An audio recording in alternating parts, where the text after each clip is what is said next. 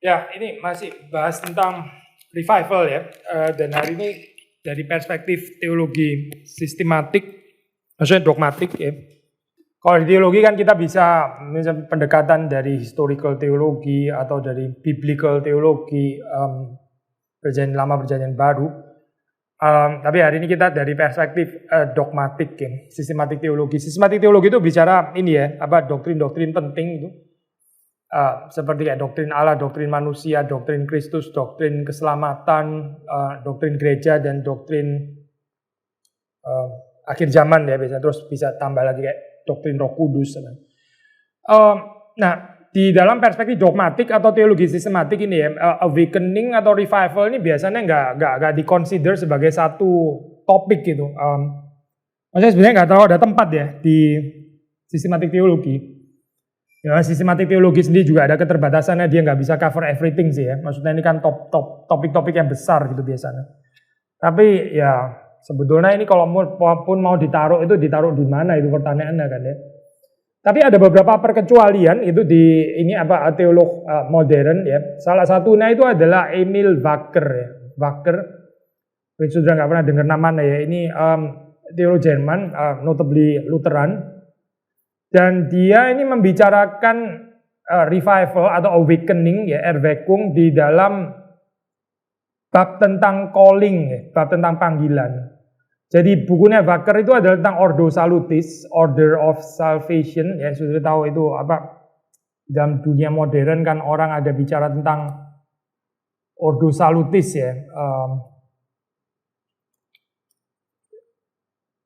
Ordo Salutis itu apa sih ya? Ini tergantung sih kita dari teologi apa gitu ya. Ini masing-masing kan punya penekanannya. Misalnya kalau di dalam let's say Calvinism itu ya, reform, Anda mulai dengan predestinasi, terus election pemilihan ya.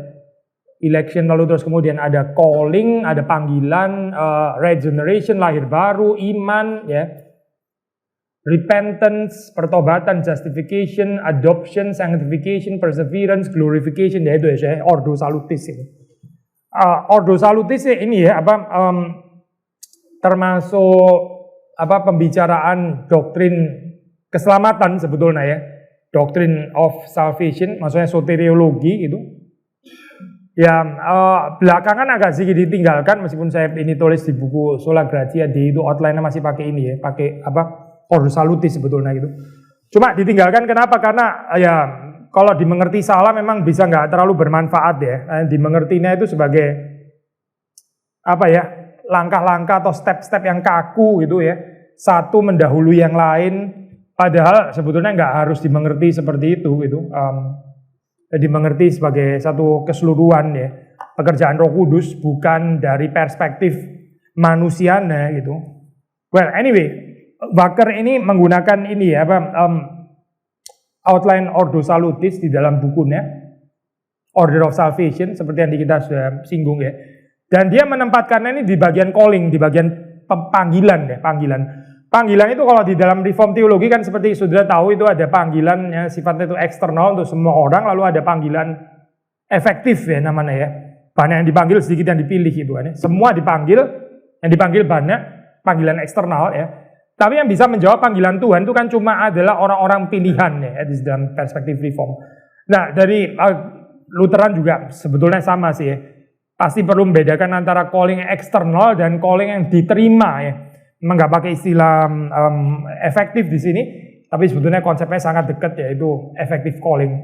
Istilah yang dipakai Wacker itu calling accepted ya. Jadi ada calling eksternal, ada calling accepted.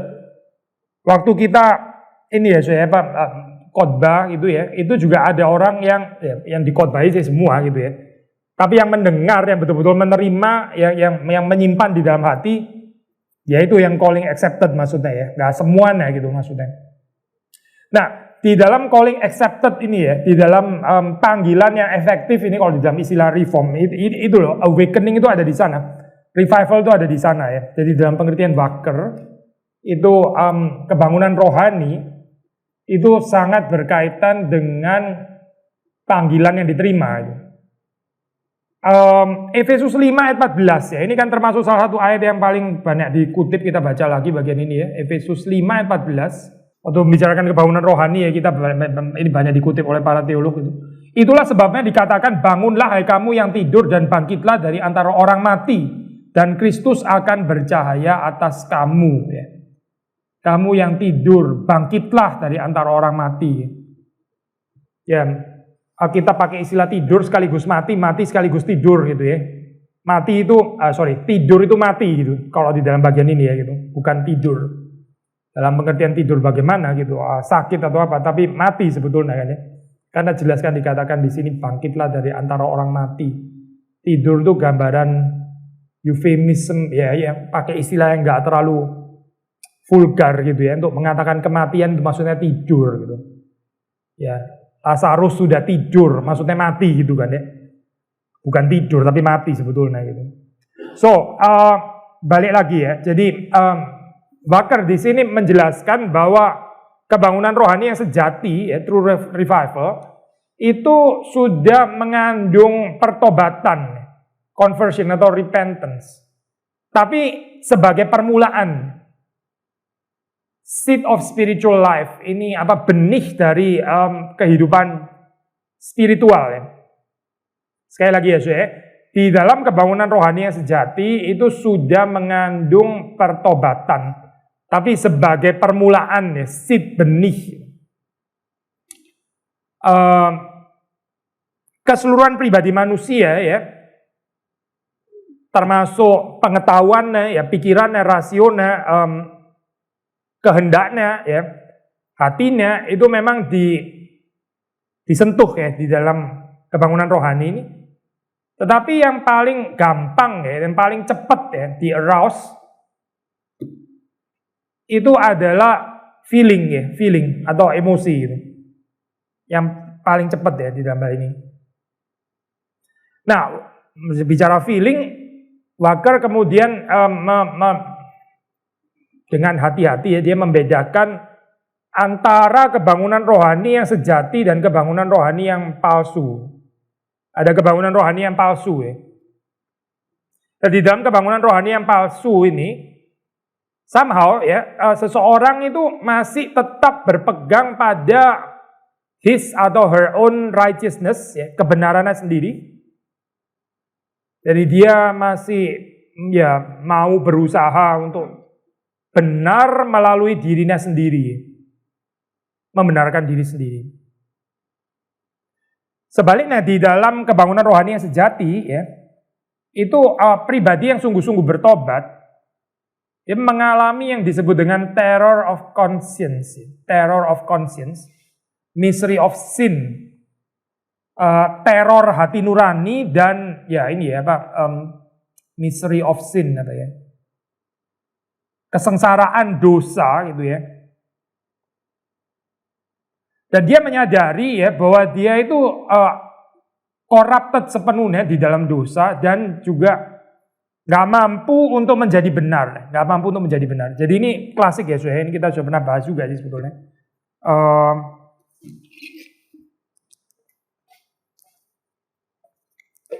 Conviction of sin ya, saudara masih ingat kan ya, kita kan sudah pernah bahas ini ya. Nah, ini akan berkaitan dengan terror of conscience ya.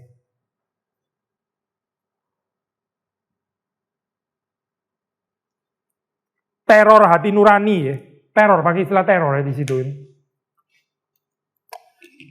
Tapi ini pekerjaan Roh Kudus ya, karena sebelum membawa pengampunan ya, dari terror of conscience itu kan orang dibawa pada pertobatan, setelah itu pengampunan dosa kan ya. Nah, ini adalah ciri kebangunan rohani yang sejati. Saudara kan pernah baca cerita itu ya, Pak Jonathan Edwards, yang orang sampai ketakutan, gemetar dan sebagainya, sinners in the hand of an angry God itu ya, yaitu terror of conscience itu maksudnya. Ada ketakutan dari sini gitu. Dan menyadari, dibawa kepada kesadaran bahwa seseorang itu benar-benar utterly corrupted ya di dalam dosa, dan gak mampu untuk menjadi benar. So, saudara melihat di sini Baker ya, ini applying konsep dialektik law and gospel Luther ya, law and gospel dialektik. Maksudnya dari pemberitaan Taurat orang mengenal dosa ya. Terus pemberitaan Injil ya orang itu dibawa kepada keselamatan kan, dibawa kepada keyakinan bahwa kita dibenarkan bukan dengan kebenaran kita sendiri tapi karena kebenaran Kristus. Ya, jadi ada law and gospel. Law and gospel sudah pernah bahas ya, saya hopefully nggak lupa gitu. Kalau kita mendengar khotbah ya, saya selalu ada aspek kan kita mendengar perintah Tuhan, terus kita sadar kita nggak nyampe, kita nggak bisa menaatinya, ya, kita jadi rendah hati, ada terror of conscience, guilt ya, perasaan bersalah, terus kemudian dibawa kepada Injil. Ya. Injil itu mendapatkan pengampunan, selalu begitu ya saya. Dibawa kepada perintah, sadar bahwa kita nggak mampu, lalu terus kemudian dengan rendah hati kita datang kepada Kristus dan di dalam Kristus ada pengampunan dosa. Nah itu pertobatan berarti di situ ya. Dan ini terus menerus ya saya. Ini bukan cuma sekali, tapi terus menerus sepanjang hidup gitu. Karena selama hidup masih perlu pertobatan. Selama hidup kita masih bergumul dengan dosa. Jadi nggak mungkin law and gospel itu cuma sekali, misalnya waktu KKR gitu ya. Oh ya saya orang berdosa, terus datang kepada Yesus Kristus, terima Yesus masuk dalam hati. Setelah itu nggak ada lagi preaching of the law, nggak pernah lagi merasa bersalah dan sebagainya. Itu penghayatan yang salah ya, saya salah itu. Law and gospel itu repetitif itu. Nah, selain dia mengikuti dialektika Luther ini ya, law and gospel, dia juga mengikuti ini ya, konsep Luther simul justus et peccator. Itu apa artinya ya? Itu simul itu sekaligus ya. Justus itu benar, orang benar, tapi juga pendosa ya. Paradoks ya konsep ini ya. Orang yang dibenarkan di dalam Kristus itu adalah orang berdosa sekaligus orang benar, atau orang benar sekaligus orang berdosa ya. Saya baca kutipan dari ini ya, Pak Baker gitu. Yeah. There is no truly awakened person who does not still have his sinful corruption hidden in many respects and in whom unconsciously there is still much self-righteousness. Jadi dia bilang nggak ada orang yang katakanlah even sungguh-sungguh dibangkitkan, ya dibangunkan, yang nggak ada lagi, nggak punya lagi kerusakan dosa yang tersembunyi di dalam banyak aspek di dalam kehidupannya, dan yang di dalamnya itu secara nggak sadar sebetulnya masih banyak self-righteousness ya, maksudnya yang masih harus diperangi gitu. Tapi terus kemudian good news-nya di mana dong? Kabar baiknya di mana gitu? Nah, kabar baiknya itu terletak pada penghiburan bahwa itu semua ya, self-righteousness itu bisa dianggap sebagai essentially ya, substantially sudah di-overcome ya. Kapanpun itu muncul gitu. Jadi penghiburannya ada, meskipun masih ada sisa gitu ya.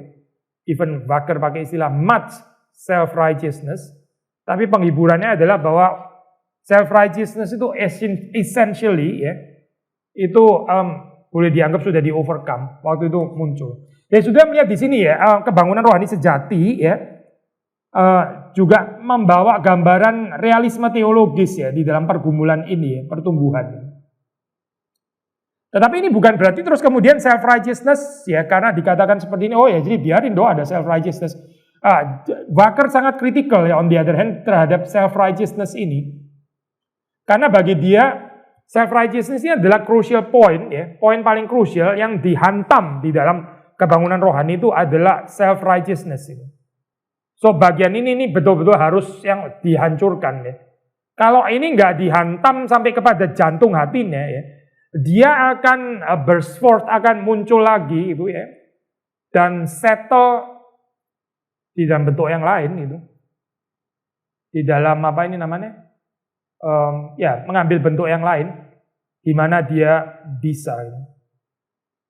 Sekali lagi ya saya, kalau self-righteousness ini nggak kehantam gitu, maka dia seperti kayak seolah ada pertobatan tapi ntar terus muncul lagi self-righteousness di dalam bagian-bagian yang lain gitu, menghindari gitu ya, dan seperti kayak sudah bertobat tapi masih ada kesombongan. Self-righteousness kan sangat berkaitan dengan pride ya, sangat berkaitan dengan ini apa, kesombongan gitu. Orang nggak mau kalah gitu misalnya ya, orang yang selalu self defensive misalnya gitu ya, selalu self defensive ya itu kan sebetulnya bentuk self righteousness ya. Setiap kali ada teguran selalu ada penjelasannya, selalu. Dan ataupun kalau terima bagian ini, tetapi di sini kan saya nggak gitu maksudnya ini. Kamu nggak nyalain lilin, iya, tapi saya sediain minum, misalnya gitu kan ya. Iya, tapi meja saya bersihin, tapi lilin nggak nyala, iya, tapi saya bawain minum. So, bisa diputar ke tempat lain ya. Jadi dikompensate gitu ya, dikompensate. Ini ya, Pak, dengan righteousness di dalam aspek yang lain. Ya itu, jadi kayak apa ya, kucing-kucingan gitu ya. Seperti kayak ketembak sini, kalau nggak kena jantung hati nih, ketembak sini ya dia muncul di tempat lain lagi, ntar di sini lagi muncul tempat yang lain lagi, nggak selesai-selesai. So, nah self-righteousness ini ya, saya ini Walker terus kemudian dia notice tandanya adalah nggak ada spiritual rest, ya. Nggak ada spiritual rest di dalam false awakening ini ya. Absen ya. Restless ya. Coba bisa jelasin nggak saya kaitan antara restlessness ya, kegelisahan dengan self-righteousness yang belum kehantam sepenuhnya tadi ya. Apa ya kita kaitannya gitu. Self-righteousness dan restlessness ya. Apa ya kaitannya ya? Apa kaitannya coba ya saudara? Kenapa self-righteousness itu sangat berkaitan dengan restlessness? Kita bicara spiritual restlessness di sini ya. Kita bukan bicara orang insomnia nggak bisa tidur atau apa gitu ya. Atau karena minum kopi kebanyakan terus nggak bisa tidur atau barusan main pingpong terlalu naik semua ini apa. Terus jadi susah tidur. Bukan nggak ngomongin itu ya saya. Ini nggak ngomongin restlessness itu loh. Kita ngomongin spiritual apa ini? Restlessness ya maksudnya. Nggak bisa ngomong spiritual sih. Restlessness pasti bukan spiritual.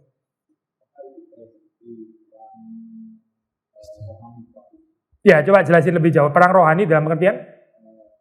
Di dalam dirinya itu dia merasa ada satu kebenaran, ya, menurut dia. Ya. Tapi di lain pihak dia juga punya satu perasaan yang kok kayaknya ini nggak benar juga. Iya betul, betul. Jadi itu sebetulnya problem of guilt yang nggak selesai gitu ya. Nah, maksudnya. Problem of guilt yang ditutupi dengan self-righteousness. Padahal deep down in his or her heart, dia tahu bahwa dia masih guilty gitu. So ini skizofrenik gitu maksudnya. Dan itu tentu saja bikin orang restless ya. Karena yang benar-benar memberikan true rest itu kalau guilt itu kan diampuni di dalam Kristus gitu kan ya. Bukan dikompensasi, bukan gitu. Kalau dikompensasi ya tetap ada guilt di dalam itu nggak beres. Sebenarnya ya perasaan bersalah itu tetap nggak selesai gitu. Tapi harus dikompensasi dengan ya perbuatan-perbuatan baik lah misalnya gitu ya. Bisa aja. Saya contoh lah misalnya gitu ya. Saya kasar terhadap anak ya. Tapi saya nyumbang sembako loh, misalnya gitu kan ya. Ya, so nyumbang sembako saya gitu. Ya, tapi kasar terhadap anak itu apa? Terus ini nih. Itu kan guilt ya. Orang kasar terhadap anak itu kan menimbulkan guilt sebetulnya. Tapi terus kemudian dikompensasi, tapi saya sumbang sembako loh. Tapi saya datang ke persekutuan doa loh. Misalnya gitu ya. Jadi itu nggak menolong sebenarnya gitu. Itu adalah pengalian perhatian. Makanya itu nggak ada rest. Benar-benar di dalam diri itu nggak mungkin ada rest gitu. Karena ditambal sulam gitu ya. Sini gagal dikompensasi di bagian yang lain ya. Lilin ini mati nggak ada yang nyalain. Ya tapi saya bawain minum. Itu misalnya ya. Jadi hubungannya apa? Saya lilin nggak nyala sama minum ini hubungannya apa ya gitu. Gak ada hubungan kan sebenarnya itu. Orang tetap nggak nyala kok lilinnya gitu. Coba contoh ya by the way ya. So, sangat berkaitan ya antara self-righteousness ya, kegagalan handling problem of guilt ya, dengan restlessness gitu. Bahkan mengatakan sekedar perasaan saja, mere feelings ya, perasaan-perasaan emosi-emosi yang mana seseorang itu nggak get beyond ya, nggak go beyond gitu. Itu sangat berbeda dengan true rest yang ada di dalam Yesus yang calming ya, yang menenangkan terror of the conscience itu tadi gitu. True rest ya, Yesus itu dialah yang menenangkan terror of conscience. Cuma Yesus itu. Ada simptom-simptom individual, ya beberapa simptom ini ya dari false awakening yang bisa recognize gitu. Salah satunya yaitu, ini klasik sih ya, kalau di teologi reform kita juga akan menekankan ini juga ya. Indifference ya, ketidakpedulian terhadap Christian teaching, terhadap kitab suci ya. Terhadap pengajaran Kristen, terhadap kitab suci, terhadap Alkitab ya. Tapi ketidakpedulian ini juga bisa tampil di dalam ini, mungkin bukan ketidakpedulian total ya, tapi dibuat hanya secara superficial gitu ya, sebagai guideline kehidupan ya, guideline pengajaran, tapi superficial. Ya, kalau saya boleh terjemahin ya, kekristenan yang main jargon. Ini salah satu ini ya, pergumulan di gereja modern menurut saya gitu. Bukan doktrinnya nggak beres, tapi main jargon, retorika belaka gitu ya. Saya nggak ngajarin perfeksionisme ya, bukan ya, tapi kita membedakan kelemahan itu bukan kemunafikan gitu ya. Kalau kelemahan itu sudah dan saya semua punya gitu. Kita itu ada kelemahan. Tapi kelemahan itu berbeda dengan kemunafikan. Kemunafikan itu kita ngomong tapi kita sebenarnya nggak believe gitu. Kita even nggak tertarik untuk menghidupi itu gitu. Tapi kita tetap ngomong kalimat itu gitu. Jargon. Bicara tentang Injil, memberitakan Injil, tapi nggak bisa mengampuni orang. Lah jadi bicara Injil tapi melihat muka itu misalnya ya, kan nggak ada hubungannya ya melihat muka sama Injil kan. Memandang muka maksud saya, bukan melihat muka, memandang muka ya. Tapi ngomong Injil, tapi sebetulnya membedakan orang menurut muka gitu ya. Ya, ini hubungannya apa ya sama Injil gitu? Nggak ada sebenarnya gitu. Jadi Injil iya, tapi ya superficial ya. Cuma di dalam batasan jargon, retorika dan seterusnya. Tapi nggak betul-betul menjadi daging. Firman-nya itu nggak inkarnasi gitu. Kayak Yesusnya itu nggak pernah datang gitu. Firman-nya nggak pernah menjadi daging. Ya, terus di dalam dunia ide terus itu. Itu kan bukan Yesus yang di Alkitab ya. Itu bukan logos yang di Alkitab, itu logos palsu actually gitu. Yang nggak menjadi daging ya, yang cuma di dalam wilayah retorika itu. Itu bukan Yesus yang kita percaya. Itu another Jesus sebenarnya gitu. Yesus palsu ini. So, again, sekali lagi ya, ini bukan bicara perfeksionisme, tapi bicara kejujuran hati ya.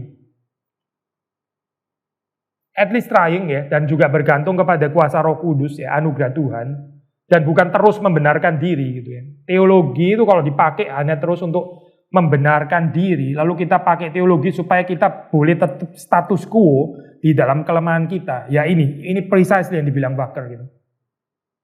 Gak ada pertobatan gitu. Teologinya itu dipakai untuk menjelaskan current practice gitu. Kenapa saya seperti ini? Ada penjelasan teologinya. Ujung-ujungnya sebetulnya gak mau bertobat gitu. Lalu pakai teologi supaya gak usah bertobat ya. Misalnya ya, saya jadi katakan kita nggak bisa nggak mengampuni. Loh, nanti dulu gitu ya. Kenapa nggak mengampuni? Ada penjelasannya gitu. Kenapa saya memandang muka? Kenapa saya selektif di dalam pengampunan? Bisa ada penjelasan teologi ntar gitu. Terus dikasih ornamen terus ya. Ya ini namanya false awakening. Ini kebangunan rohani palsu gitu. Karena self righteousness-nya nggak betul-betul kehantam ya. Masih terus mengambil berbagai macam bentuk. Pride. Walker juga bicara tentang false states of awakening yang disebut dengan emotional Christianity. Emotional Christianity ini kita akrab lah saya kalau di konteks di Indonesia ya dengan gambaran kekristenan seperti ini, kekristenan emosional. The work of the Spirit ya, pekerjaan Roh Kudus itu memang bisa didetek ya di dalam di dalam awal permulaannya gitu. Tapi yang menjadi persoalan di dalam emotional Christianity, nah ini dipakai istilah itu emotional Christianity ya. Itu menyangkut atau involve kemunafikan. Dan bisa touch upon berbagai macam agama-agama emosional gitu ya. Kekristenan bisa termasuk.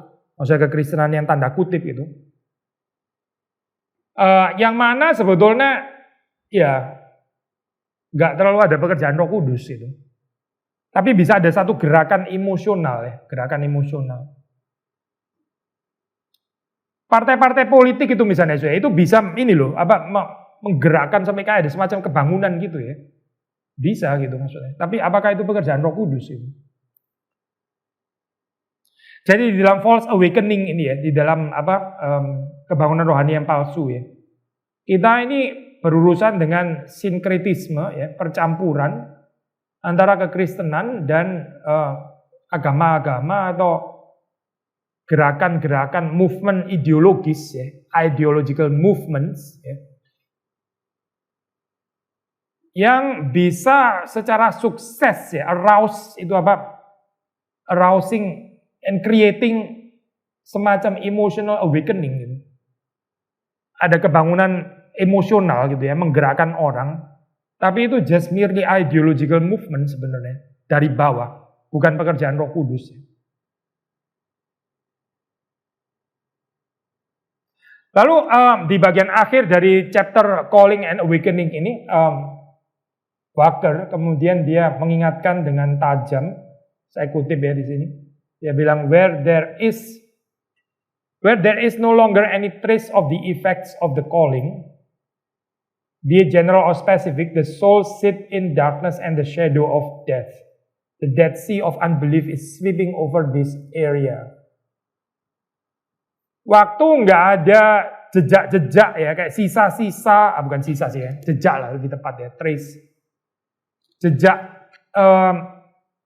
effects ya, akibat efek dari panggilan ya, entah itu panggilan yang general atau spesifik ya, maka jiwa itu tetap berada di dalam kegelapan ya, di dalam bayang-bayang maut, dead sea, laut mati, ketidakpercayaan itu ya, itu menguasai seluruh wilayah.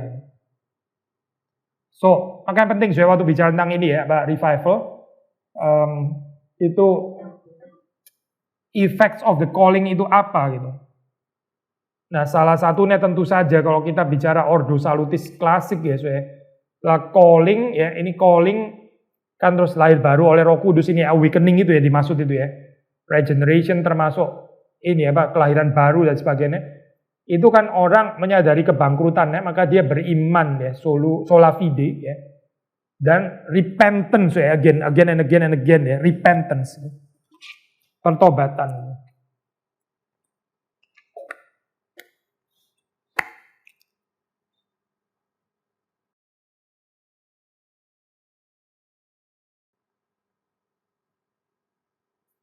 Kan ini tadi conviction of sin gitu kan ya. Terus ada terror of conscience. Memang dibawa ke situ oleh Roh Kudus. Karena ini kan visi kekudusan Allah ya. Jadi dari sini terus masuk kepada pertobatan. Setelah itu baru bicara tentang grace ya, atau forgiveness. Pengampunan dosa ya. So pengampunan ini mahal sekali gitu maksudnya. Ini dalam sekali karena lewat ini loh, conviction of sin, terror of conscience, membabat self-righteousness, terus kemudian menyadarkan bahwa kalau kita nggak meninggalkan self-righteous, kita akan terus restless gitu ya, sampai kita betul-betul menyadari dengan rendah hati kebersalahan kita, terus kita bertobat, dan terakhir baru bicara forgiveness of sin itu. So, persoalannya, tapi ya ini di dalam kekristenan modern, kita terlalu cepat bicara forgiveness of sin, nggak ada khotbah yang rebuking gitu. Khotbah yang rebuking kan nggak populer ya. Saya baru khotbah itu kan, saya Yohanes Pembaptis ya, ini apa di minggu lalu ya kalau nggak salah ya, KU1 itu. Kan buluh yang ditiup angin kian kemari ya, kalau saudara masih ingat. Itu kan menarik waktu Yesus bilang kalimat itu. Kamu lihat cari apa? Buluh yang ditiup angin kian kemari ya. Secara pakaiannya Yohanes Pembaptis itu memang kayak bulu yang ditiup angin kemari, ke angin kian ke sana kemari gitu ya. Tapi istilah itu kan sebetulnya secara simbolik itu di dalam zaman Yesus ya. Bulu yang ditiup angin ke sana kemari itu adalah gambaran pengkhotbah limbung namanya saya. Pengkhotbah yang adaptasi dengan moodnya pendengar itu. Maksudnya yang menyesuaikan ini ya. Wah, di sini ini ada orang kayak gini, saya better ngomong yang hati-hati supaya jangan menyinggung perasaan. Itu bulu yang ditiup angin kian kemana. Itu sudah pasti bukan Yohanes Pembaptis ini. Kalau Yohanes Pembaptis kayak gitu ya dia nggak di inilah, dia nggak masuk penjara dan nggak kena penggal juga kepalanya. Ya. Itu pengkhotbah yang mengambil hati pendengarnya. Itulah bulu yang ditiup angin kian kesana kemari gitu ya. Dan kalau ada true revival, ya itu khotbah itu nggak akan menyesuaikan dengan ini ya, saya apa politically correct lah atau ecclesiastically correct ya, atau apapun lah saya synodically correct, sesuai dengan sinode, denominationally correct gitu misalnya, enggak ada itu gitu. Itu bulu yang ditiup angin kian kemari namanya gitu. Karena terlalu banyak pertimbangan ini manusia daripada apa itu menyenangkan Tuhan. So justru karena ada ini ya, ada berita pertobatan, ada preaching of the law gitu ya, yang memang Tuhan mau gitu ya.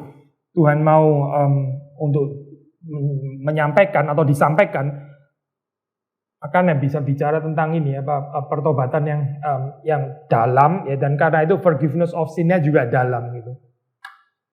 Forgiveness of sin yang nggak dalam itu karena nggak ada berita pertobatan yang dalam, nggak ada seruan pertobatan, nggak ada teguran yang dalam. Akhirnya orang rasa kayaknya ya saya sih memang ada kekurangan tapi ya nggak gimana kan ya.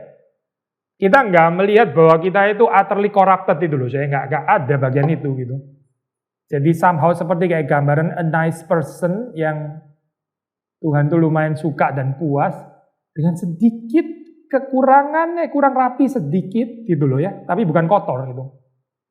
Ada flek sedikit saja gitu, ya poles sedikit ya, sedikit saja gitu ya. Mungkin darah Yesus 1 tetes atau 1/4 tetes cukup will do gitu. Dia akan putih semuanya gitu ya.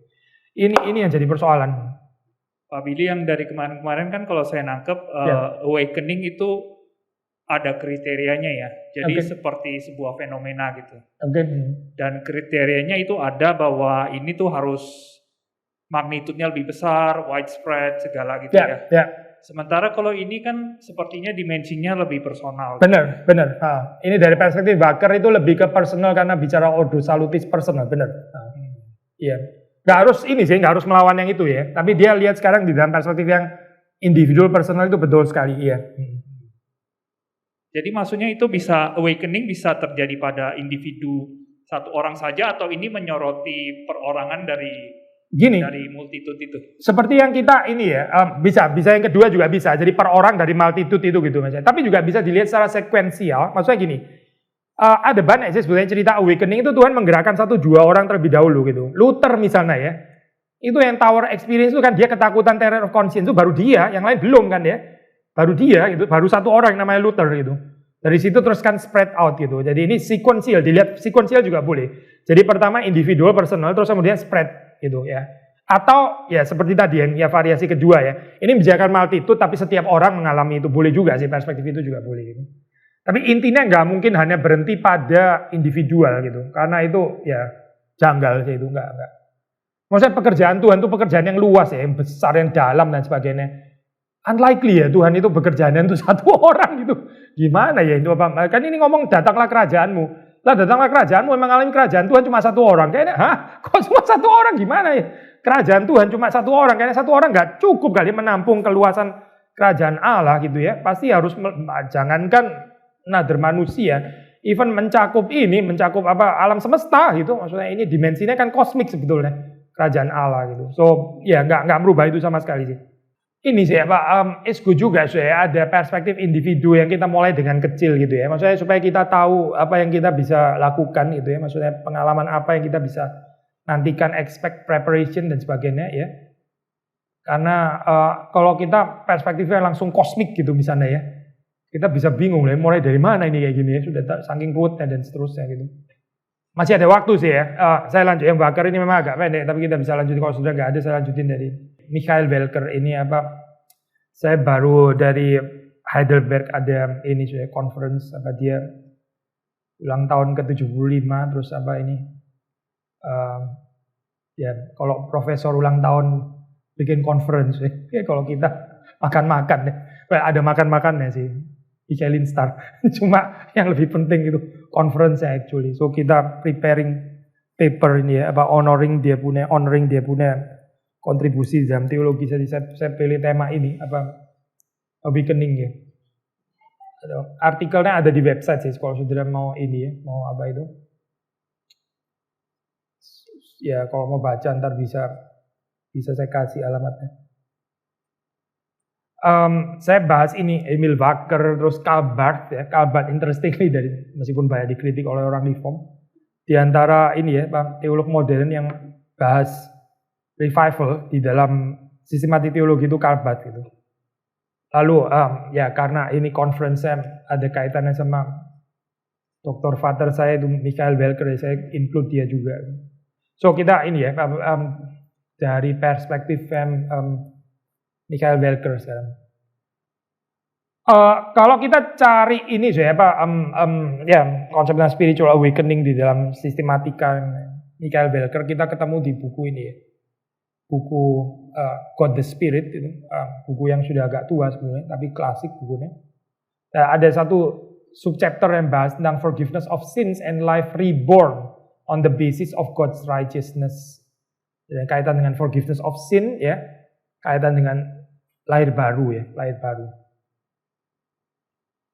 Kalau Wacker itu kan ini ya, Wacker itu kan dia memperingatkan hati-hati dengan the absence dari efek atau akibat panggilan ya, yang nggak ada gitu.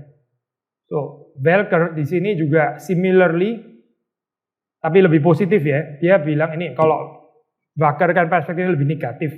Ini yang positif ya. Dia bilang creation of righteousness and peace. The creation of righteousness and peace. Itu adalah kriteria pekerjaan Roh Kudus. Creation of righteousness, ya, kebenaran, keadilan, dan damai, ya, damai. Mirip dengan tadi ya, spiritual rest tadi, true rest. Ya. Lalu dia emphasize, nah ini very reform bagian ini, memang dia tradisinya lebih ke ini sih ya, reformist gitu. Passivity ya, passivity, kepasifan daripada mereka yang berbagian di dalam karya ilahi ini. Pasif ya, maksudnya mereka ini nggak bisa make happen ya, dan ini penting ya saya ini kan sangat berseberangan sama konsep Arminian itu misalnya, nggak bisa make happen atau managing the spirit action ya. Kadang-kadang di dalam ini saya teologi at least sebagian ya teologi karismatik gitu ya, bisa kayak ada semacam konsep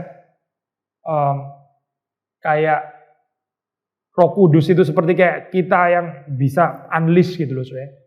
Itu kan kurang menghargai ini ya, kedaulatannya Tuhan gitu ya. Roh Kudus itu nggak pernah within the grasp of our hand, bukan gitu.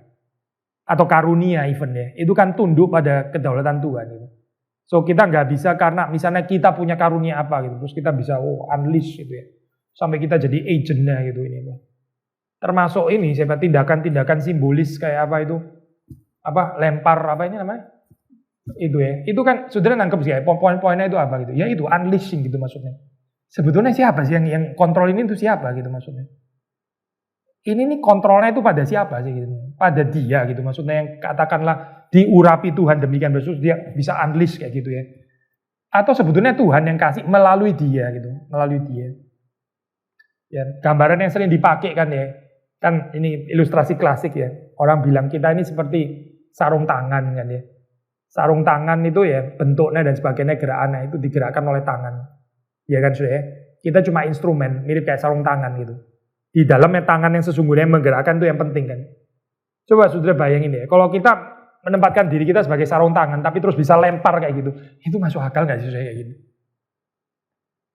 Maksudnya sarung tangan bisa punya kemampuan kayak gitu ya. Gitu. Ya itu yang jadi persoalannya, managing the spirit's action.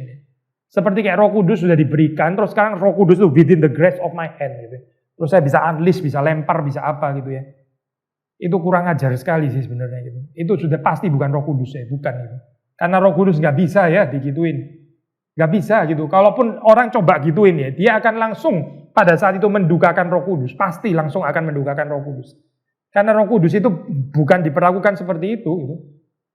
So ini gambaran yang mungkin saudara juga sudah inilah sering dengar lah kritik kayak begini. So tapi ini ditekankan lagi ya, kita bukan manage the spirit's action.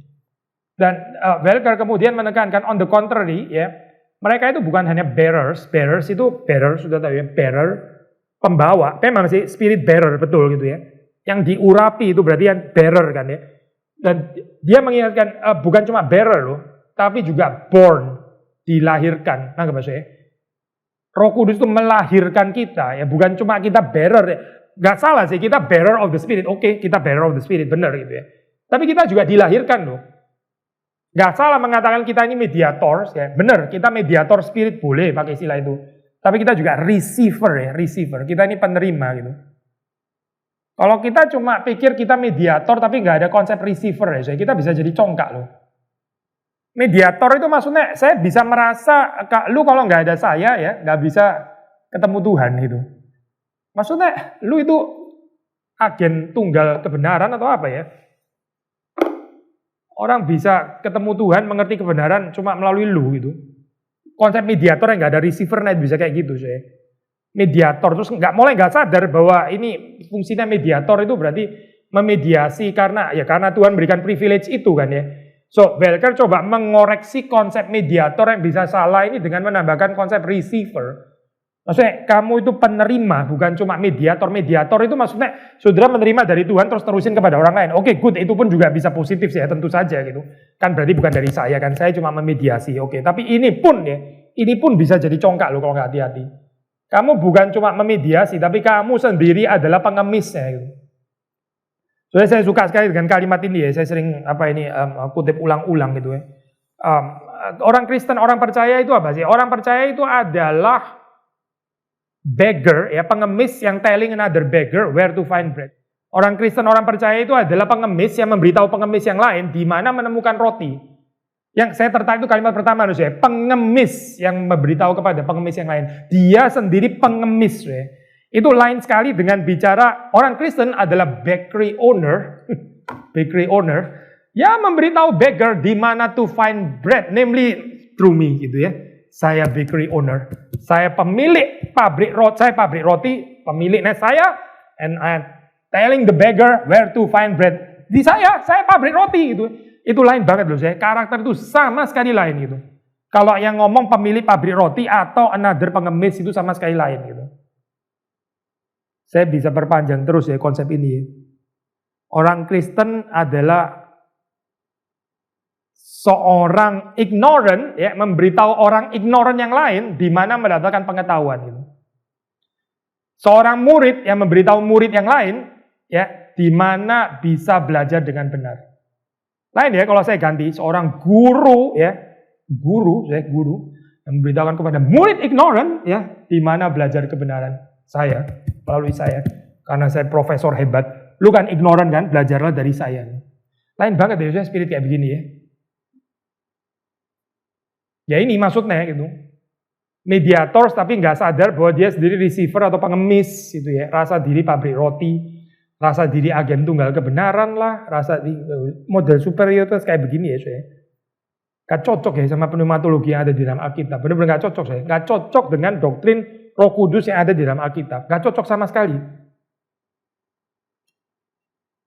So passivity ya, kepasifan dari receiver ini ya, dari penerima ini terus Welker mengaitkannya dengan uncontrollability of the spirit's action. Maksudnya gini saya, uncontrollability ini bukan terus kemudian uncontrollable bahaya dong, berarti chaos dong. Bukan ke sana saya maksudnya. Maksudnya kita nggak bisa kontrol gitu loh. Uncontrollability of the spirit's action. Roh Kudus kalau mau bekerja, ya biar dia bekerja, kita yang dikontrol, bukan kita yang mengontrol Roh Kudus ya. Nggak ada kita mengontrol Roh Kudus ya. Hati-hati ya saya, waktu kita di dalam pelayanan kita coba untuk mengontrol di dalam hal ini ya. Lalu kita lupa bahwa sebetulnya Tuhan yang sedang mengontrol. Di dalam banyak hal saya, di dalam kehidupan keluarga ya. di dalam pelayanan di gereja, di dalam khotbah ya kalau untuk saya gitu ya, waktu ini ya, ini bukan saya yang kontrol sebetulnya, tapi Tuhan yang kontrol. Saya berapa waktu lalu ini koreksi ini saya kasih masukan, nggak tahu dia terima atau enggak, juga bukan urusan saya sih ya, urusan saya kan kasih tahu gitu, ya hopefully sih dia terima ya. Karena khotbah kepanjangan saya, kepanjangan melewati ini nih, melewati apa itu? Melewati durasi yang sudah ditetapkan gitu. Sudah waktunya habis, sudah dikasih tahu, masih terus ngomong, dia mau selesaiin semua poin yang dia sudah siapkan gitu ya. Mungkin rasa sayang kali. Itu pengkhotbah seperti itu ya, sebetulnya nggak oke saya. Kenapa? Karena waktu kita sudah siapin, kita siapin segini ya. Tuhan kita itu berdaulat. Kita bawa, ini ibaratnya, Tuhan saya siapin buahnya segini ya. Biar Tuhan yang pilih dong, dia mau pakai yang mana gitu. Oke, kasih nomor 1, 3, 5, dan 7 gitu. Nomor yang lain gak usah ngomong. Itu baru kita uncontrollability of the spirit. Sudah nangkep gak maksudnya ya? Tapi kalau Tuhan saya sudah persiapan 12 loh. Ini sayang loh kalau gak dibagikan semua. Saya sudah persiapin 12. Saya mesti ngomong poin 1, 2, 3, 4. Sudah habis waktunya, baru nomor 7 Tuhan. Ini kurang 5 poin lagi, terusin lagi. Akhirnya orang dipaksa dijejelin kayak begitu. Padahal Tuhan mungkin cuma mau 5 poin hari itu gitu. Tapi dia selesaiin semua sampai ini, sampai poin terakhir gitu. Jadi ini yang kontrol siapa ya sebetulnya gitu. Ya saudara, waktu menasehati, waktu ngomong ke orang lain, kita kan waktu ngomong bisa aja ada persiapan dulu, beneran. Dan sebaiknya ada persiapan memang kan ya. Tapi waktu bicara itu ya, terus bicara berapa panjang dan sebagainya. Itu bukan kita yang kontrol Tuhan, tapi Tuhan yang kontrol.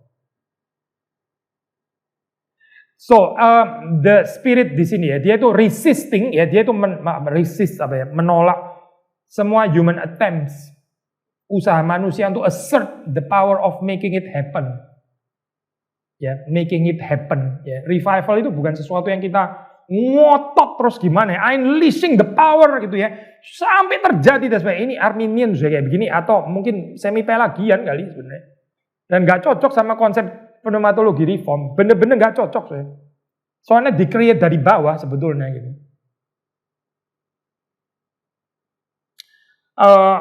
Ya, kalau di dalam bahasa Alkitab, ya awakening process and experience seperti ini ya disebut lahir baru gitu. Lahir baru itu sudah pasti uncontrollable ya saya. Mana ada sih bayi yang bisa mengontrol proses kelahirannya dia itu? Kan totally pasif ya. Dia dilahirkan, proses dilahirkannya itu kan juga totally pasif. Yaitu, maksudnya sebagaimana di dalam dunia jasmani ya, dilahirkan itu totally pasif ya. Maka kita percaya di dalam dunia rohani ya sama. Makanya bukan kebetulan pakai istilah rebirth. Karena memang itu yang dimaksud, gambaran totally pasif itu gitu. Tapi kalau di dalam teologi ini ya Pak, Arminian misalnya gitu kan, seperti kayak ada kerjasama. Loh gimana sih? Di mana ya ada kelahiran bayi kerjasama itu di mana coba gitu? Yang lagi dibidani terus kemudian bayinya, oke saya juga ikut bantu gitu ya. Supaya lebih cepat, kasihan kayak bidannya, saya harus ada compassion terhadap bidan ini gitu ya. Mana ada sih saya cerita kayak begitu tuh, mana ada gitu. So kenapa ya Alkitab pakai istilah rebirth atau reborn? Ya karena memang benar-benar bicara kelahiran, ini monergistik ya, benar-benar dari Tuhan, pasif, uncontrollable gitu. So waktu kita bicara revival ya, kita mau bicara revival dalam pengertian ini juga sebenarnya. Lalu Welker juga melanjutkan ini ya, gambaran dialektik rebirth itu ada kontinuitas, ada diskontinuitas dengan kehidupan yang sebelumnya ya. Ada diskontinuitas dengan past life, dengan kehidupan sebelumnya, karena rebirth itu adalah new beginning ya, new identity ya, identitas yang baru ya. Di dalam hal ini diskontinuitas. Tapi at the same time juga ada kontinuitas karena restores ya, karena memulihkan one's previous life and identity. Pemulihan identity. At the same time new identity. Nah, dialektika yang lain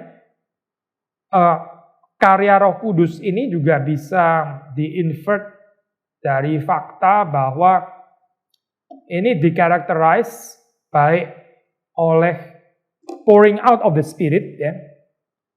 Di pouring out of the Spirit, tapi juga di-define by complete selflessness and self-withdrawal acts dari manusia. Jadi ini sebetulnya ini Chalcedon ya, ini Pak. Kristologi dua natur kan ya, 100% ilahi, 100% manusia gitu. Maksudnya ini ya, dari aspek keilahian itu 100% ini ya, pencurahan Roh Kudus ya, pouring out of the Spirit. Lalu aspek kemanusiaannya yaitu ini ya, dari manusianya itu self withdrawal ya, yang dipakai itu self withdrawal. Selflessness and self withdrawal, selflessness.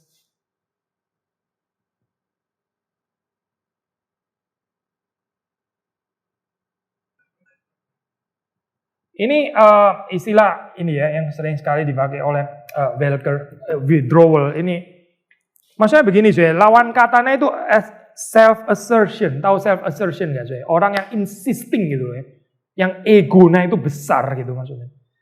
Saya maunya gini ya itu gini gitu ya. Itu namanya lawan katanya itu self withdrawal gitu.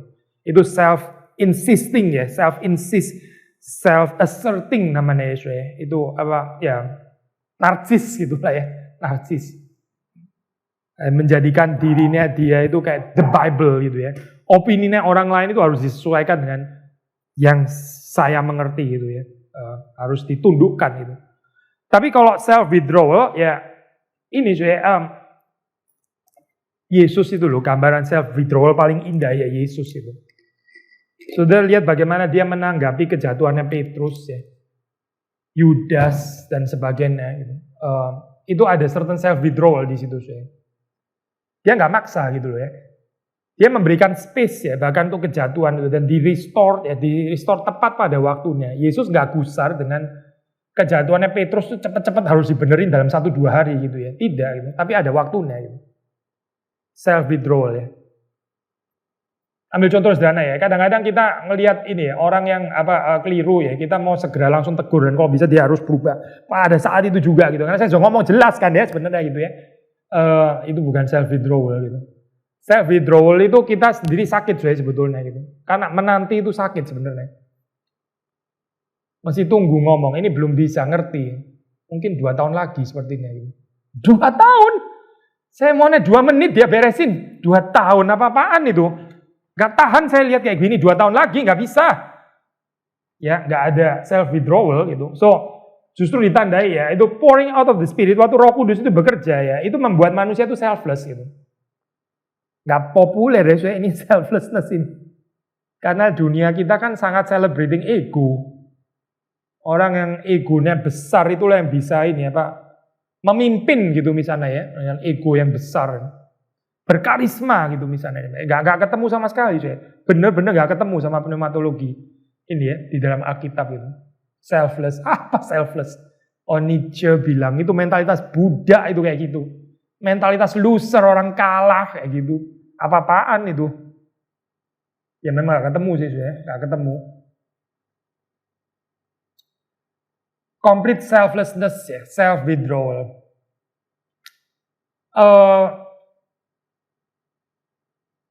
Di satu sisi proses of mutual empowerment itu dari Roh Kudus ya, Roh Kudus yang dicurahkan.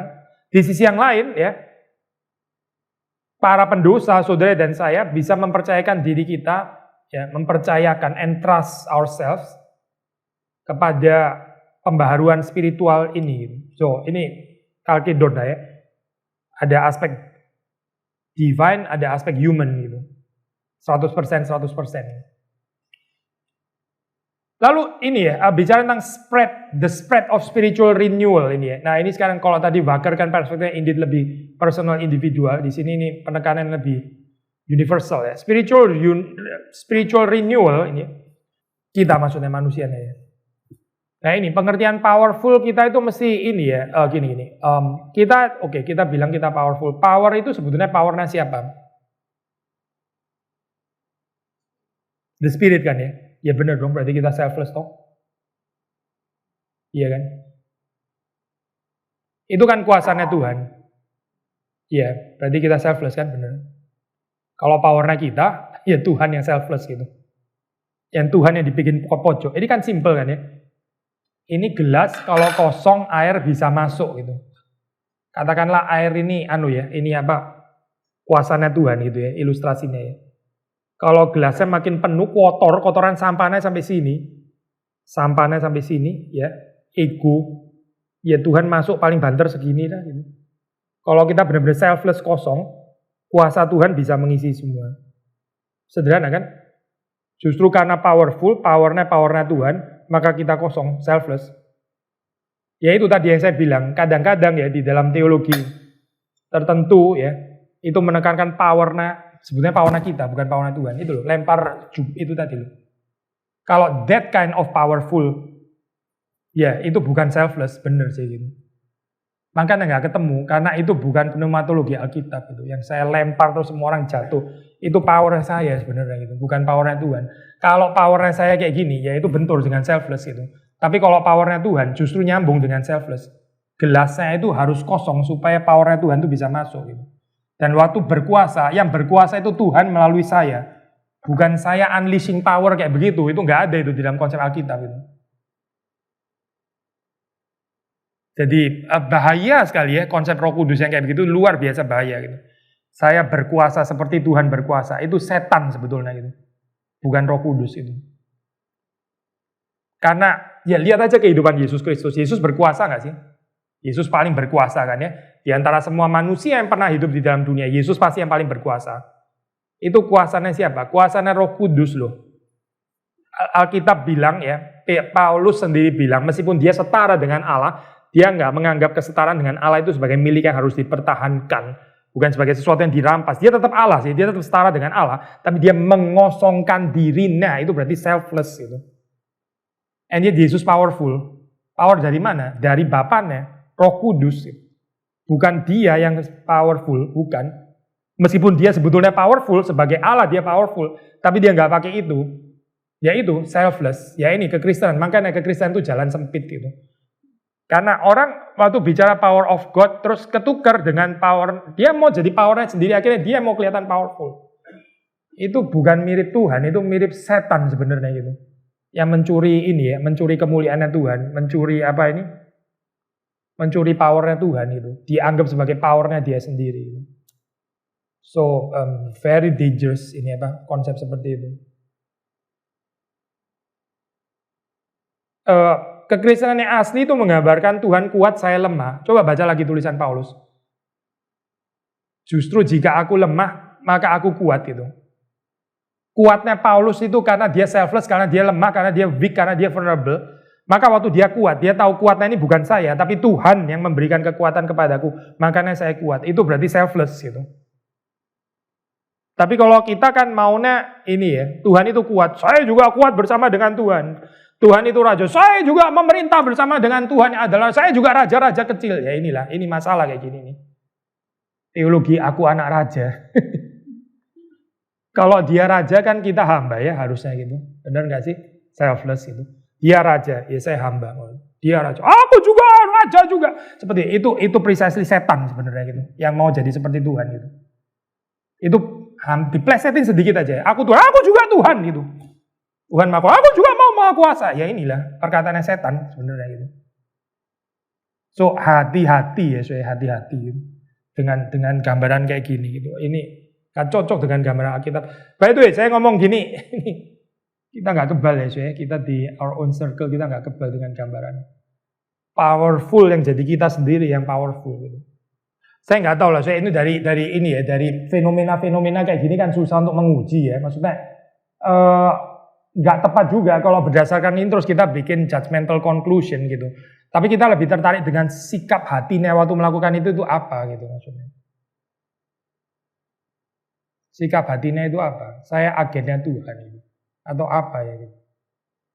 Atau orang lain kok diberkati mesti melalui tumpang tangannya saya. Atau apa gitu. Tapi kalau tarik kesimpulan langsung dari ini ya, dari contoh-contoh kayak gitu agak berat sih gitu. Ntar kita salah lagi ya. Maksudnya saya nggak berani ini apa berikan ini ya. Cuma saya balikin lagi dengan pertanyaan gitu. Jethro itu ini ya, kan sekarang ini apa ya, second layer asisten saya sekarang. Saudara bisa bayangin kalau setiap kali dia khotbah saya tumpang tangan kepalanya dia dulu gitu maksudnya.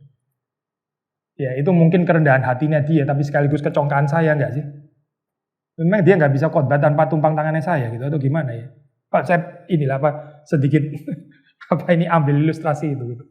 Tangkap kira-kira. Setiap kali kalau Pak Jethro khotbah saya mesti tumpang tangan dulu gitu. Itu ya mungkin kalau dia mau pun ya, oke lah kerendahan hatinya dia. Yang celaka mungkin saya loh sebenarnya gitu. Kenapa ya saya di dalam posisi ini ya? Memang dia nggak bisa berdoa sendiri untuk minta urapan dari Tuhan gitu atau gimana ya? Nangkep gak Bu ini ya kesulitan-kesulitannya gitu. Saya bisa masuk ke dalam perasaan over significance yang keliru loh di dalam keadaan kayak gitu.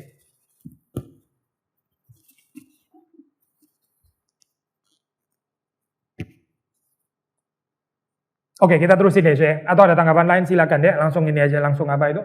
So, spiritual renewal ini ya, universal. Ini connected dengan justice, mercy, and knowledge of God. Ya, justice, righteousness, mercy, belas kasihan, knowledge of God. Ini Welker ini dia suka sekali kutip ini ya. Matius 23 ayat 23. Kalau sudah baca tentang the weightier matters of the law, yang terpenting di dalam hukum Taurat di situ ya, yang nggak boleh di-neglect, yaitu 3 ini ya, justice atau righteousness, keadilan, belas kasihan, dan satu lagi itu faith atau faithfulness ya, yang dikaitkan dengan knowledge of God. Karena ini kaitannya dengan cultic life ya, dengan kehidupan beribadah. Maksudnya pengenalan akan Allah, faithfulness ya. Itu kalau sudah baca Matius 23 ada disebut the weightier matters of the law ya. Itu Yesus sendiri ya yang apa ini ya, memberikan apa ini ya, 3 pilar ini ya. Calvert juga dia ini ya bicara juga dia menulis tentang fruit of righteousness, justice, mercy, which grows out of the heart and soul of mind of a man who has been filled with the Holy Spirit atau filled by the Holy Spirit ya. Jadi dia bicara tentang buah apa? Keadilan ya, righteousness, justice, and mercy ya. So, tapi Barth terus kemudian rujukannya ke Calvin ya. Ini apa bagi dia ini vivificatio ya, vivification apa penghidupan dari Roh Kudus. Jadi ini term yang diambil dari Calvin, dia traditionally menggambarkan repentance itu Calvin maksudnya ya, sebagai mortification, pematian ya, manusia lama, pematian dosa ya. Dan vivification ya, apa ini penghidupan ya oleh Roh Kudus. So, vivificatio dari Roh Kudus itu nggak pernah tanpa the spread of justice, mercy, and knowledge of God. Perhatiin ya, ya. Kalau Roh Kudus itu revive ya, kalau dia memberikan kebangunan rohani ya, the spread itu ya, itu harus ada keadilan ya. Kalau nggak ada keadilan, contoh ya, masih memandang muka, itu sudah pasti bukan pekerjaan Roh Kudus. Kalau di dalam gereja orang masih suka memandang muka ya. Orang yang kaya, yang powerful, oh silakan duduk di depan kayak katanya Yakobus gitu ya. Terus kemudian orang yang sederhana kita buang muka, nggak penting lah, nggak usah lihat juga nggak apa-apa. Anyway, ini bukan donatur dan sebagainya. Ya kalau kayak gini, kita tahu nggak sedang ada revival. Yang ada adalah mendukakan Roh Kudus sebetulnya gitu. Karena di mana ada Roh Kudus, di situ ada justice, ada keadilan. Dan salah satu aspek sederhana, keadilan itu nggak boleh ada memandang muka. Keadilan itu nggak kompatibel dengan memandang muka. Mercy ya, ada belas kasihan, ada belas kasihan. Lawan katanya ya merciless ya, di dalam dunia highly competitive, merciless ya. Malah kita bisa ada Schadenfreude apa ini? Kalau kompetitor kita jatuh ya, ini kesempatan saya menang dan sukacita gitu. Merciless, ya itu berarti nggak ada pekerjaan Roh Kudus ya. Yang ada adalah mendukakan atau memadamkan pekerjaan Roh Kudus sebetulnya gitu. So kita bicara tentang hindrance of revival itu banyak sekali loh, saya banyak sekali gitu. Mercy itu lawan katanya ini misalnya ya, judgmental. Judgmental itu kan bentur ya dengan mercy gitu. Being merciful dengan being judgmental itu kontras itu. Yang paling berhak judgmental itu Yesus itu. Tapi kalau kita lihat di dalam kehidupannya ya, ya kita bisa melihat apakah dia lebih judgmental atau dia merciful. Bukan berarti Yesus nggak berhak menghakimi ya, dia tentu adalah hakim. Dan dia juga bisa bicara keras terhadap orang-orang Farisi. Tapi orang-orang Farisi itu, kenapa Yesus menghakimi dengan keras? Karena mereka bebal. Karena mereka ini mengeraskan hati, stubborn, self-righteous. Makanya Yesus, bicaranya itu keras kepada mereka. Tapi saudara perhatikan, dia bicara keras nggak kepada pelacur itu ya, yang sudah sangat tahu bahwa dia berdosa. Terhadap ini ya, perempuan Samaria yang jelas-jelas hidup dengan laki-laki lain yang bahkan bukan suaminya gitu ya. Dan dia sudah pernah hidup dengan beberapa laki-laki sebelumnya gitu. Coba saudara baca lagi itu, bagaimana Yesus berbicara kepada dia. So ini pekerjaan Roh Kudus ya, keadilan, mercy ya, belas kasihan, and knowledge of God, pengenalan akan Allah. Pengenalan ya, bukan pengetahuan tentang Allah, bukan, tapi pengenalan akan Allah. Meaning ini experiential gitu.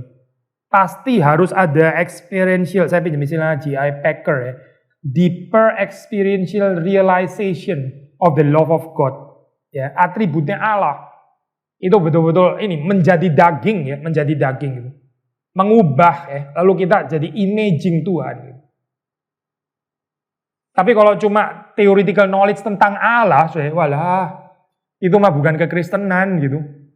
Cuma menjelaskan Allah kayak begini ya, Allah gini, tapi sendiri nggak ditransform, nggak seperti Allah yang dijelaskan lah. Jadi terus apa ya kekristenan kayak gini?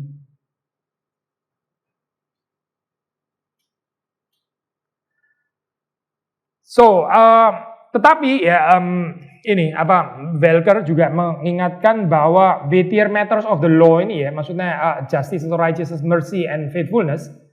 Ini bisa di-misuse ya oleh power of sin. Dosa itu bisa, ya Paulus sendiri mengatakan kan ya, Taurat itu kudus, baik, tapi bisa di-pervert sama dosa ya. Akhirnya jadi yang baik malah jadi menimbulkan kebinasaan gitu. Saudara baca itu kan ya di dalam surat Roma. So, beware ya, the power of sin. Bukan Tauratnya itu. Roma 5:20 ya, misalnya mengatakan law itu bisa increase evil loh justru.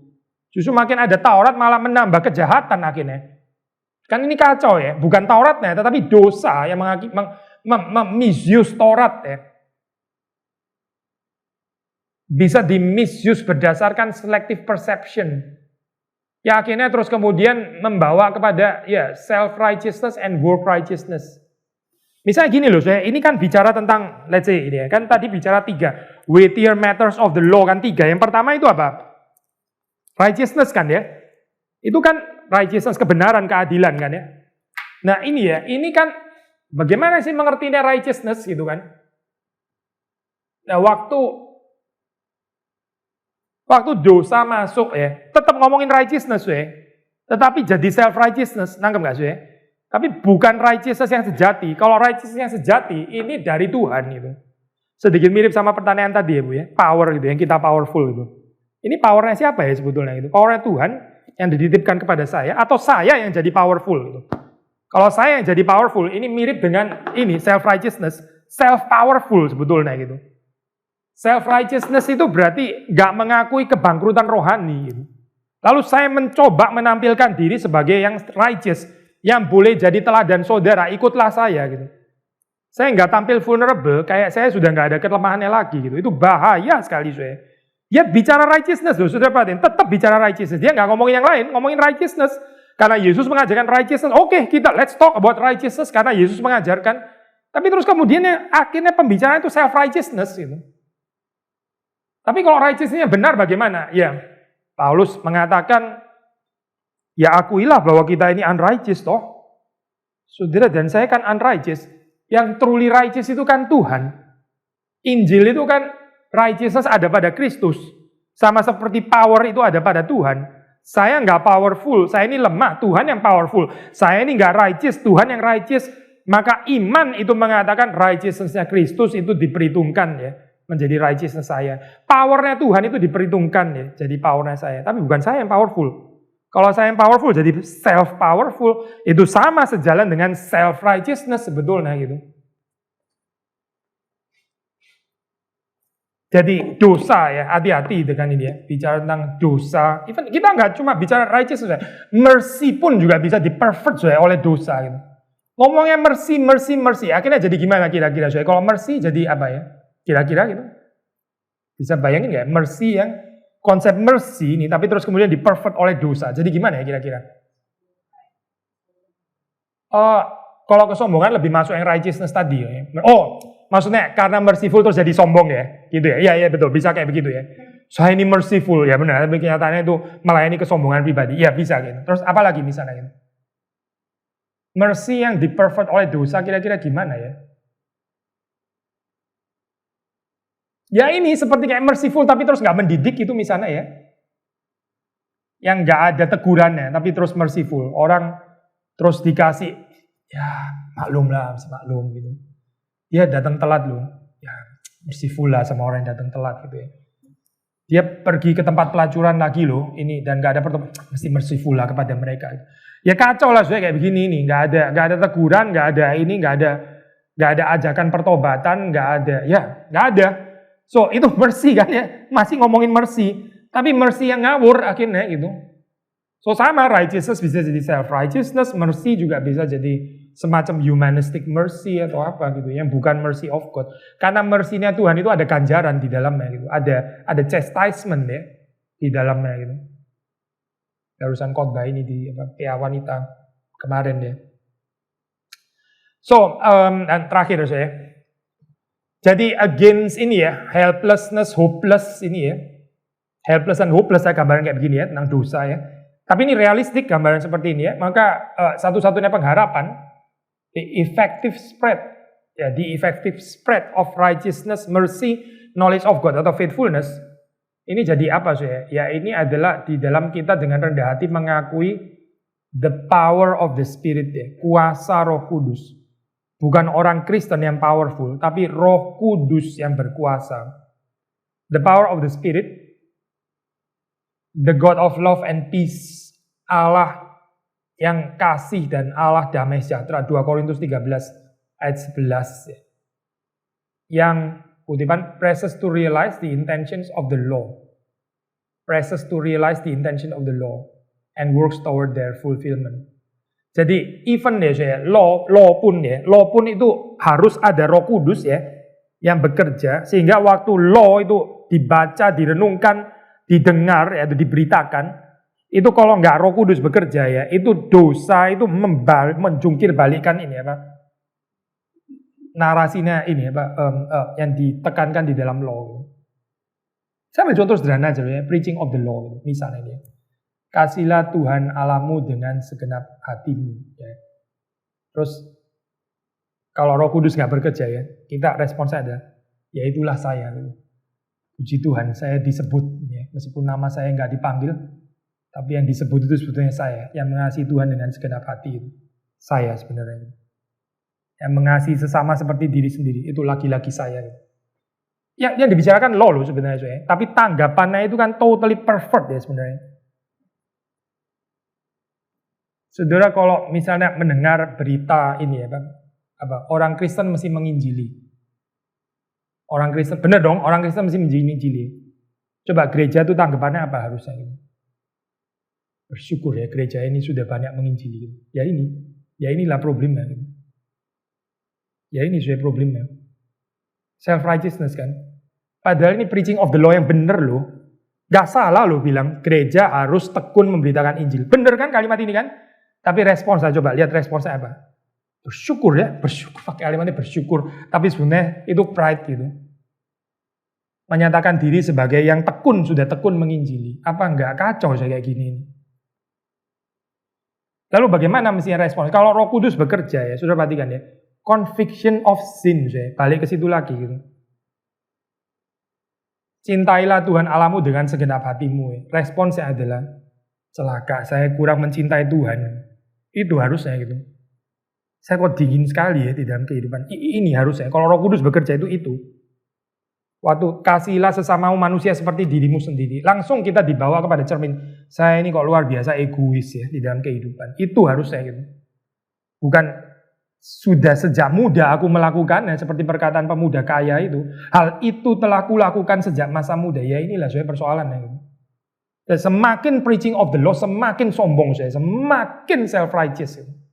Persoalannya di mana? Karena Roh Kudus nggak bekerja. Gitu.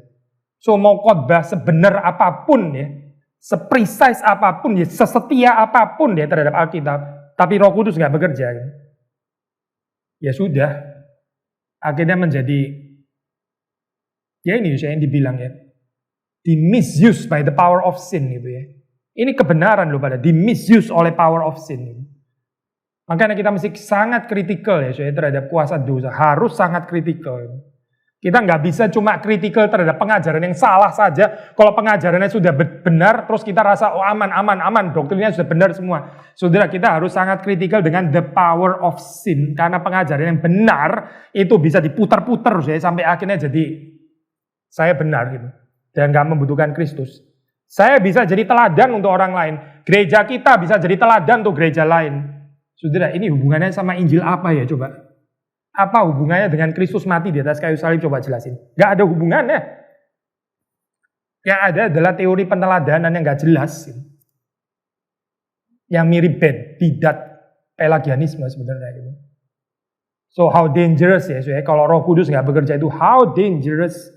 Berapa bahayanya. Ya again, helpless and hopeless. Iya sih memang. Tapi situasi ini kan realistik. Jadi pengharapannya apa? Pengharapannya itu Roh Kudus ya. Pengharapannya adalah bergantung kepada kuasa Roh Kudus. Balik lagi ya. Ya ini namanya pengharapan revival ya. Justru kalau kita rasa helpless and hopeless, kita rasa kita mau keluar dari self-righteous aja kok nggak bisa ya. Susah sekali ya keluar daripada pride and self-righteous ya. Makanya pengharapannya bukan kepada peneladanan manusia, tapi kepada Tuhan sebenarnya yang bekerja. The more kebutuhan revival itu sangat penting. Waktu Roh Kudus bekerja, dia akan dibawa ke sana gitu maksudnya dalam hal ini ya. Terror of conscience di dalam arti bahwa dia dibawa untuk melihat dirinya yang corrupted dan berdosa itu. Tetap ya di dalam diri orang percaya. Yaitu namanya ini sih cerita kelahiran baru akan membawa mereka ke sana ya. Terus lebih lanjut. Untuk orang yang tidak percaya. Iya, justru kan orang yang nggak percaya kan. Waktu dia nggak percaya, dia dengar Injil ya. Sebelum dengar Injil kan ada preaching of the law dulu. Makanya preaching of the law itu penting gitu, nggak tiba-tiba Injil gitu. Waktu preaching of the law itu kan menyatakan ini visi kemuliaan Tuhan, kekudusan Tuhan. Lalu kalau Roh Kudus bekerja, Roh Kudus berbelas kasihan ya, itu dia dibawa kepada terror of conscience karena dia nggak akan tahan melihat kemuliaan Tuhan dan kenajisan dirinya gitu. Ini even waktu dia ini proses kelahiran barunya akan ke sana gitu ya dalam hal ini. Ya, itu pekerjaan Tuhan ya, kita mendoakan itu. Gini sih, revival itu memang kalau kita baca revival ya, ini lumayan konsensus ya di dalam Reformed Theology of Revival. Itu mereka sepakat ya menekankan revival itu gereja yang perlu gitu ya. Jangan pikir revival hanya untuk orang belum percaya, tapi terutama bahkan ya, itu untuk orang yang sudah lahir baru gitu. Ya, ini lumayan konsensus, tapi tentu saja ini bukan berarti terus excluding orang belum percaya ya maksudnya. Itu juga bisa termasuk di dalam cerita ini gitu. Saya kalau nggak salah sudah pernah jelasin ya di dalam pertemuan sebelumnya gitu. Karena kalau kita cuma percaya hanya untuk yang belum percaya, seperti lagi-lagi self-righteous kan. Saya sudah nggak perlu pembaharuan lagi gitu ya. Itu kan bahaya. Jadi gereja itu yang paling perlu diperbarui karena gereja itu so sinful. Perlu diperbarui terus-menerus. Nah baru di dalam cerita ini terus kemudian ada spread itu tadi. Spreadnya itu termasuk kepada orang yang belum percaya. Akhirnya juga bisa dibawa untuk melihat ini ya pemandangan dosa yang sama gitu, terus dibawa kepada keselamatan yang sama juga. Mari kita berdoa kepada Tuhan, mohon kepada Tuhan memberikan kebangunan rohani bagi gereja-gerejanya. Mari kita buka suara. Tuhan, kami pada saat ini kami memohon kepada Tuhan supaya Roh-Mu yang kudus boleh bekerja dengan leluasa dalam gereja-gereja Tuhan yang mengaruniakan kebangunan rohani yang sejati sehingga kami boleh dibawa ke dalam kehidupan yang sehat, kehidupan yang sungguh-sungguh mencintai Tuhan, mencintai sesama, hati, kehidupan yang terbakar untuk Tuhan. dan menyingkirkan segala berhala di dalam kehidupan. Berkati supaya Tuhan mengampuni segala kesalahan kami dan membawa kami untuk boleh melihat kekudusan Tuhan, kebesaran Tuhan, kemuliaan Tuhan, kemahakuasaan Tuhan, dan kami yang hina, yang sederhana, yang kecil, yang lemah ini boleh mendapatkan pertolongan dan belas kasihan anugerah Tuhan. Demi Yesus Kristus kami berdoa.